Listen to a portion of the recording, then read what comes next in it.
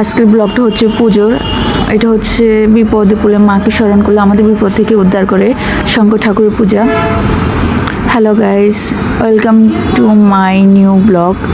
আশা করছি সবাই খুব ভালো আছো, আমিও খুব ভালো আছি। তো চলো আজকে ব্লগটা শুরু করা যায়। আজকের ব্লগটা হচ্ছে পূজার, শঙ্কর ঠাকুরের পূজা, যাকে বিপদে পড়লে আমরা ডাকি এবং মা আমাদের সেই বিপদ থেকে উদ্ধার করে। আর এটা এমনিতে করা হয় না, এটা একটা মানস পূজা, মানুষ করলে পূজা করা হয়। তো এটা আমার বাপির মানুষ ছিল, ও আর এই পুজোটা রান্না করে করা হয়। আমার শাশুড়ি মা কোমর কাটতেছে আর মা রান্না করতেছে। হ্যাঁ, তারপর শোল মাছ, হ্যাঁ, আর রুই মাছ, ডিম সিদ্ধ, ও আচ্ছা। আড়াই তরকারি। আর তরকারি রান্না করে পূজা করতে হয় কেন? হ্যাঁ। আর শোল মাছ হচ্ছে আসল। এই দেখো, এটা হচ্ছে শোল মাছ। আর এখানে কোমর রান্না করতেছে, আর এখানে বড় মাছ রান্না করবে। আর ডিম রান্না প্রায় এখন শেষের দিকে, দোহার মধ্যে রান্না করতেছে। এখন রান্না শেষ, তো আমি এখন ঘর স্থাপন করব আর মা ভাত বাড়বে।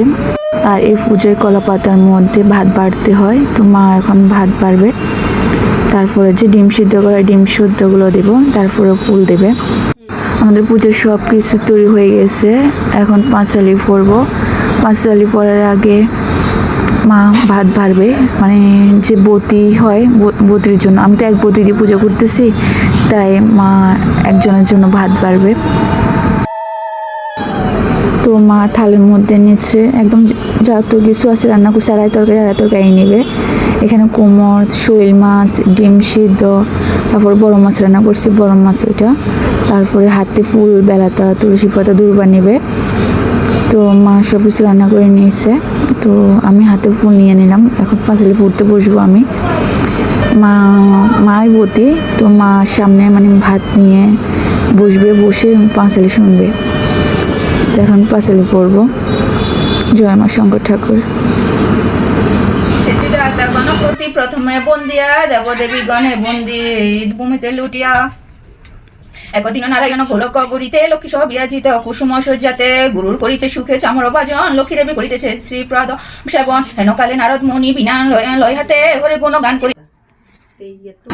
এখানে পাঁচালি শেষ হওয়ার পরে বতিকে খেতে হয় পুজোর সামনে। তো এখানে খাওয়াটা না অনেক কষ্টের, আর পায়ের মধ্যে লাগলে আর খেতে পারবে না, ওইখানে খাওয়া বন্ধ করে দিতে হবে। পূজাটা মানে খাওয়া বন্ধ করে দিতে হবে। তো জয় মা শঙ্কর ঠাকুর সবাই সংকট থেকে উদ্ধার করুক। মানে এই মাকে না স্মরণ করলে যে কোনো